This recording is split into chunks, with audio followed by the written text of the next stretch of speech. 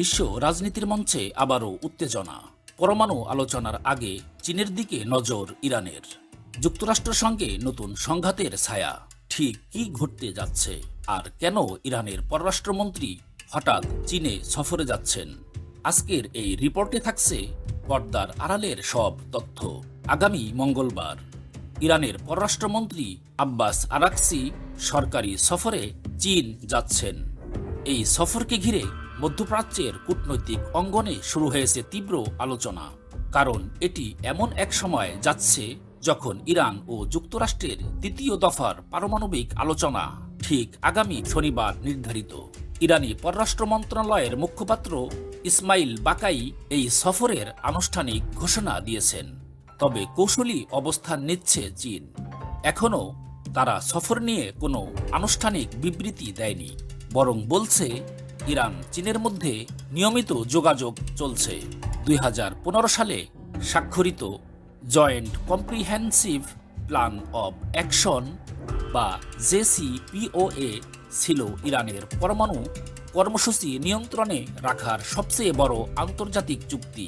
যুক্তরাষ্ট্র, Britain, France, Russia, চীন, Germany এবং ইউরোপীয় ইউনিয়নের স্বাক্ষরে সম্পাদিত এই চুক্তি আন্তর্জাতিক কূটনীতির বড় মাইলফলক ছিল।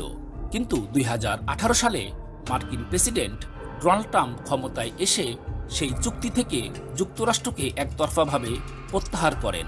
এরপর থেকেই ইরান তাদের পরমাণু কর্মসূচি আরও এগিয়ে নিতে থাকে।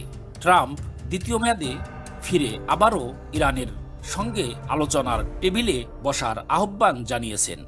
তবে একদিকে আলোচনার ডাক, অন্যদিকে সামরিক হামলার হুমকি, যেন কূটনৈতিক উত্তেজনার নতুন অধ্যায় শুরু হতে যাচ্ছে। সূত্র বলছে, ওমানের মধ্যস্থতায় ইরানের পররাষ্ট্রমন্ত্রী আরাকচি ও মার্কিন দূত স্টিভ উইটকফের মধ্যে তৃতীয় দফার আলোচনা অনুষ্ঠিত হবে শনিবার। তাই চীন সফর কেবল আনুষ্ঠানিকতা নয়, বরং আলোচনা পূর্ব মুহূর্তের কৌশল নির্ধারণের গুরুত্বপূর্ণ ধাপ বলেই মনে করছে বিশেষজ্ঞরা। ইরান চীনের এই সম্পর্ক কেবল কূটনৈতিক স্তরে থেমে নেই। বর্তমানে চীন ইরানের সবচেয়ে বড় বাণিজ্যিক অংশীদার এবং প্রধান তেল ক্রেতা। যুক্তরাষ্ট্রের নিষেধাজ্ঞার মধ্যেও ইরানি তেলের প্রায় অংশই পাড়ি দেয় চীনের দিকে, তাও আবার বাজার মূল্যের চেয়ে বড় ছাড়ে। 2021 সালে চীন ও ইরান 25 বছর মেয়াদী সম্মিলিত কৌশলগত চুক্তি স্বাক্ষর করে। এই চুক্তি জ্বালানি, নিরাপত্তা, অবকাঠামো এবং যোগাযোগ সহ বহুমুখী সহযোগিতার পথ খুলে দেয়। ফলে এই সফর ভবিষ্যৎ কৌশল নিয়েই যে আরও বড় কোনো সিদ্ধান্তের ইঙ্গিত দিচ্ছে তা বলাই যায়।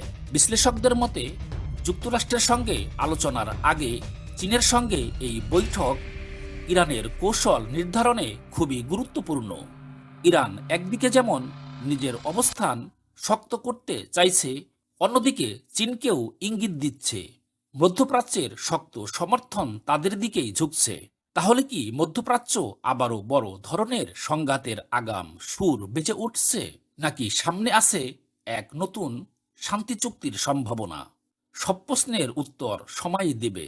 আপডেট পেতে চোখ রাখুন নিউজ 24 অন এ। আপনি দেখছেন সত্য ও গভীর বিশ্লেষণের ঠিকানা। ভিডিও ভালো লাগলে লাইক দিন, কমেন্টে মতামত জানান এবং বন্ধুদের সঙ্গে শেয়ার করুন। দেখা হবে পরবর্তী বিশ্লেষণে।